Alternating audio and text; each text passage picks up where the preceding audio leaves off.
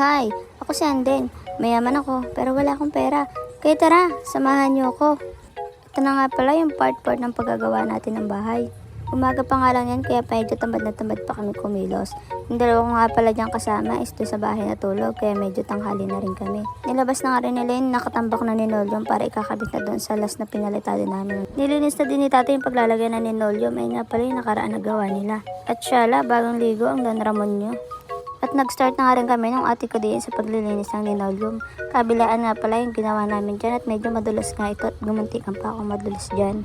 At bago nga ang lahat, mag-shoutout muna tayo sa mga followers natin at share natin diyan. Shoutout nga pala dyan kay Kobe Romano. At shoutout din kay Kuya Ronel Sarmiento na nakatrabaho ko dati sa Batangas. At shoutout din sa dati namin tinirahan na bahay. Shoutout nga po pala kay Kuya Marlon Digma.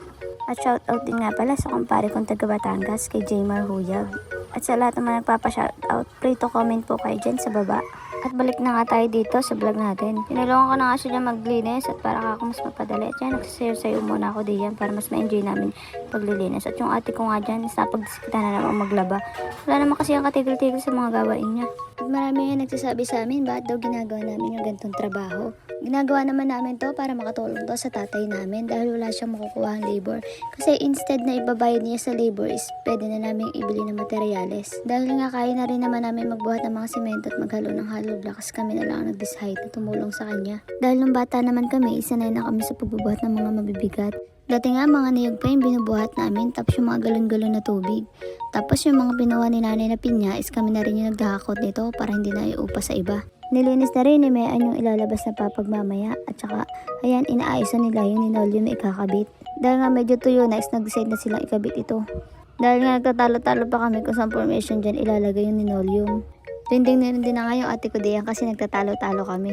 Sa sobrang dami nagsasuggest kung paano ba ang gagawin dito kasi nga nakakat na sila kasi hindi na nila masasakto sa pinakadulo.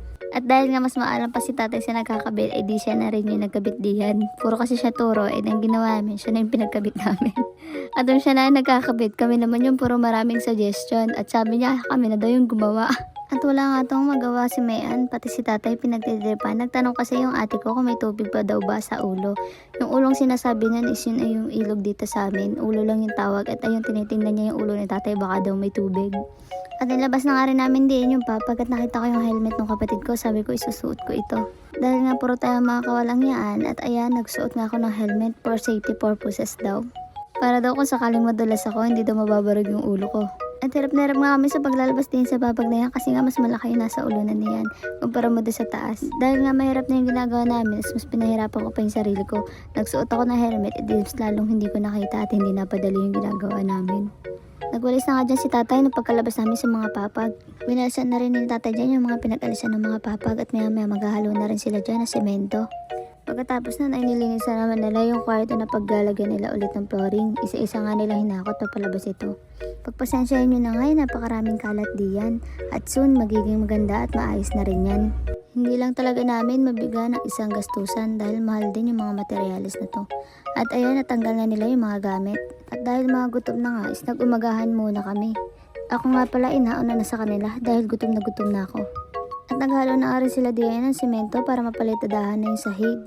At sila na nga yung naghalo diyan, si tatay naman yung nag-aayos dun sa loob. At napansin ko nga tulad pa sila ng damit diyan, tinatanong ko nga kung naka-uniform ba sila. Nakakatawa at nakaka-proud lang tingnan dahil kaming mga babae ang tumutulong kay tatay. Nag-e-enjoy din naman kami sa mga ginagawa namin kahit mahirap ito. Lahat ng ata ng trabaho ay kinakarir ko na.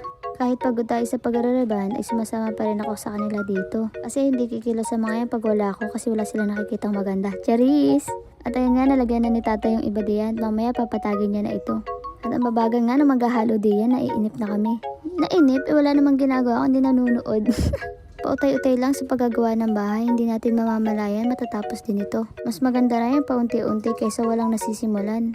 Walang hanggang pasasalamat sa mga taong tumutulong sa amin. Konting sikap at tiyaga pa, balang araw makakamit din natin na magkaroon ng sariling bahay at lupa. At hindi na tayo makikitayo ng bahay sa may lupa. Sipag at tiyaga pa sa pangarap, makakamit din natin ito balang araw. Hindi man ngayon pero at least umuusad na tayo pataas. At pag dumating yung araw naman na ako naman, hindi ako magiging mataas sa kapwa ko bagkus magpapasalamat at tutulong pa ako sa inyo. Hindi ko man magawa ngayon pero may papangako ko pag ako naman is babalik ko rin sa inyo yung tulong na ginawa niyo sa akin. At mukhang kulang nga yung una naming hinalo kaya nagkakot pa ulit sila diyan ng ilang buhangin. At dadagdagan pa nga nila kasi nga mahirap naman kung yung kalahati is lupa at kalahati is simento na. Salamat nga pala sa mga sumusuporta sa amin at nanonood sa aming mga daily vlog. Thank you Lord sa panibagong araw at sa lakas na ibinibigay sa amin araw-araw na para mas matulungan namin yung pamilya namin. At ayun na nga, pinapantay na ni Tatay Dia yung sahig kasi nga malalapit na itong matapos. Hanggang dito na lang. Thank you for watching. Bye-bye!